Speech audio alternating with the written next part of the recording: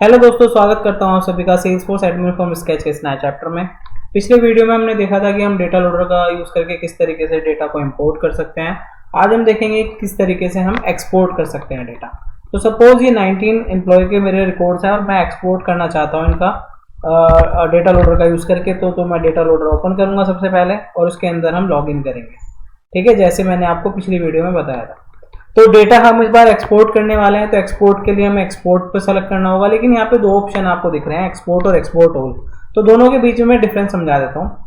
Export में तो जो डेटा जो रिकॉर्ड मेरा एक्टिव है, जैसे कि 19 रिकॉर्ड मेरे इस पर्टिकुलर ऑब्जेक्ट में दिख रहे हैं मुझे, तो ये 19 के 19 मेरे क्या हो जाएंगे, एक्सपोर्ट हो जाएंगे अगर मैं एक्सपोर्ट का यूज करूंगा।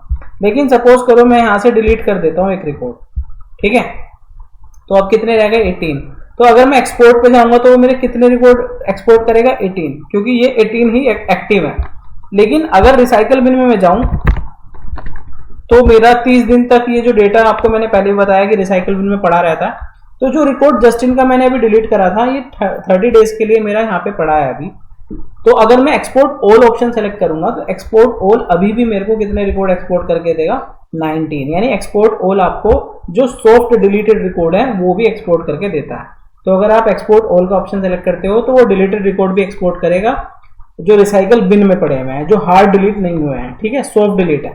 और अगर आप एक्सपोर्ट का ऑप्शन सेलेक्ट करते हो तो वो सिर्फ जो एक्टिव रिकॉर्ड्स हैं उनको एक्सपोर्ट करके देगा। होप ये आपको क्लियर हुआ होगा।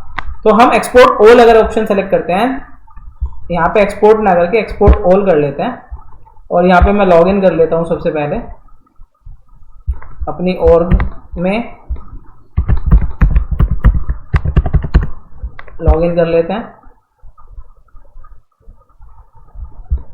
और हम सबसे पहले क्या करेंगे, वो ऑब्जेक्ट सेलेक्ट करेंगे जिसके अंदर जिसका हमें डेटा एक्सपोर्ट करना है। तो मैं एम्प्लॉय ऑब्जेक्ट ही यहाँ पे सेलेक्ट कर लेता हूँ, ठीक है, और नेक्स्ट करते हैं या ब्राउज पे जाके फोल्डर सेलेक्ट कर लेता हूँ अपना। सपोज इसका कुछ नाम देना है मुझे, एक्सट्रैक्ट CSV की जगह, तो इसका मैं नाम दे देता हूँ एक्सपोर्टेड एम्प्लॉय डेटा, ठीक है। तो एक्सपोर्टेड एम्प्लॉय डेटा, इसको सेव करते हैं, नेक्स्ट करते हैं। तो जब आप नेक्स्ट करोगे तो यहाँ पे आपको वो क्या कह रहा है, फील्ड सेलेक्ट करने के लिए कह रहा है कि आपको कौन सी फील्ड है ऐसी जिसका डेटा एक्सपोर्ट करना है, ठीक है। तो सपोज मैं एक तो आईडी ले लेता हूँ, मोस्ट इंपोर्टेंट, एक्सपीरियंस ले लेता हूँ और ईमेल ले लेता हूँ और हम नेम भी ले लेते हैं, ठीक। तो ये क्वेरी बनती चली गई। यहाँ पे आप डायरेक्टली क्वेरी भी पेस्ट कर सकते हो, कोई select email, experience, ID, name from employ, जो नॉर्मल एक क्वेरी होती है। अब इसमें कोई कंडीशन लगानी है तो आप कंडीशन भी लगा सकते हो। सपोज आप चाहते हो कि वो वाली फील्ड लाओ जिनका एक्सपीरियंस ग्रेटर देन 2 है, तो एक्सपीरियंस यहाँ पे आप लगाओगे ग्रेटर देन, और यहाँ पे 2 अगर आप रखते हो, ठीक है।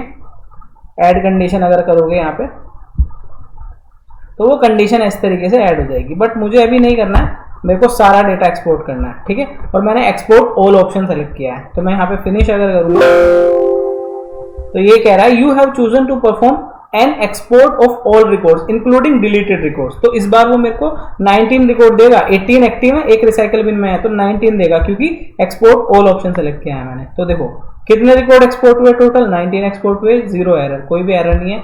व्यू एक्सट्रैक्शन पे अगर मैं जाऊं तो 19 रिकॉर्ड वो मुझे दिखा रहा है यहाँ पे, ठीक है। ओपन इन एक्सटर्नल प्रोग्राम, इसको हम अगर करेंगे तो वो CSV में मेरे को यहाँ पे ओपन करके CSV दिखा दी उसने मुझे, ठीक है। तो इसको एक्सपेंड कर लेते हैं थोड़ा सा। तो हमने क्या करा, एक्सपीरियंस, आईडी, नेम और ईमेल, ये एक फाइल क्या कर ली अपनी, एक्सपोर्ट कर ली। अब सपोज करो कि एक्सपोर्ट तो हम सीख गए कैसे करते हैं। अब सपोज करो कि मेरे को डेटा को वो करना है, क्या कहते हैं, अपडेट करना है या अपसर्ट करना है। तो मैं अपसर्ट ऑप्शन ले लूंगा यहाँ पे। और हम अपसर्ट करने से पहले क्या करते हैं, यहाँ पे एक्सपीरियंस में क्या कर देते हैं गाइस, सबके एक्सपीरियंस को हम 5 कर देते हैं सपोज, ठीक है। जस्ट अ सेकेंड,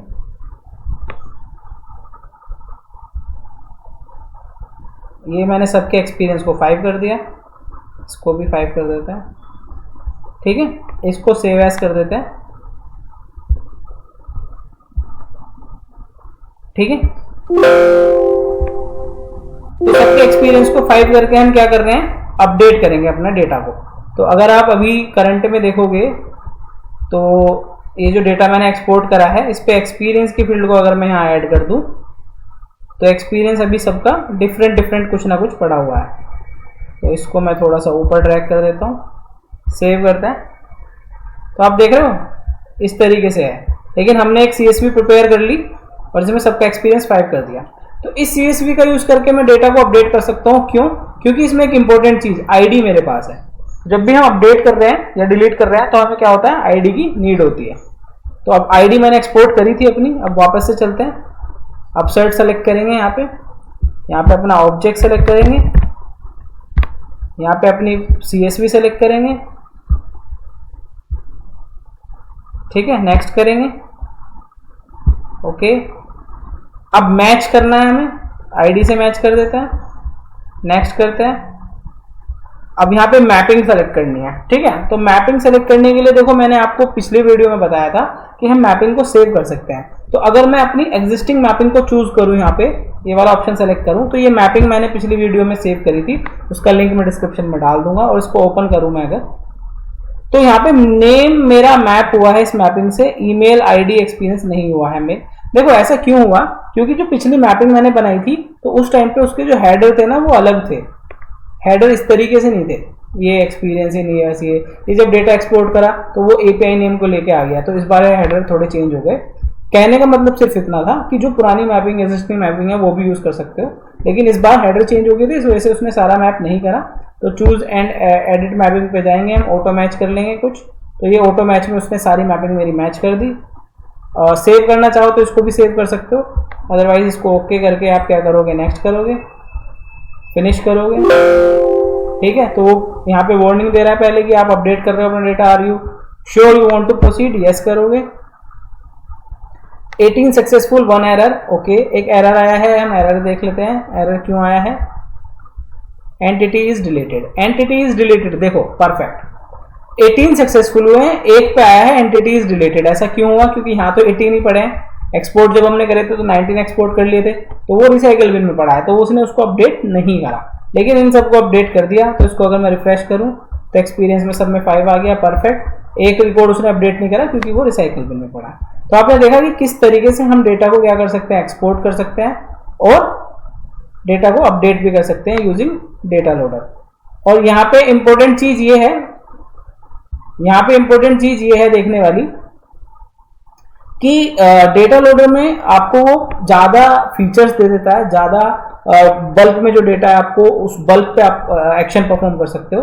अभी तक हम इंसर्ट, अपडेट और अपसर्ट भी देख चुके हैं। ऑल्दो वो अपडेट हमने परफॉर्म किया था, हमने ऑप्शन अपसर्ट सेलेक्ट कर लिया था, तो हमें अपडेट करना चाहिए था, बट वो कोई फर्क नहीं पड़ता, क्योंकि अपसर्ट में बेसिकली आप डेटा इंसर्ट भी कर सकते हो साइड बाय साइड, अगर आप इंसर्ट करना चाहते हो तो। और अपडेट में आप वो डायरेक्टली खाली अपडेट करते हो, तो इसलिए मैंने वो अपसर्ट में आपको यहाँ पे दिखा दिया करके। नेक्स्ट हम देखेंगे कि हम डिलीट किस तरीके से कर सकते हैं। और मेरे साथ इस सीरीज में तो subscribe my channel, thank you for watching.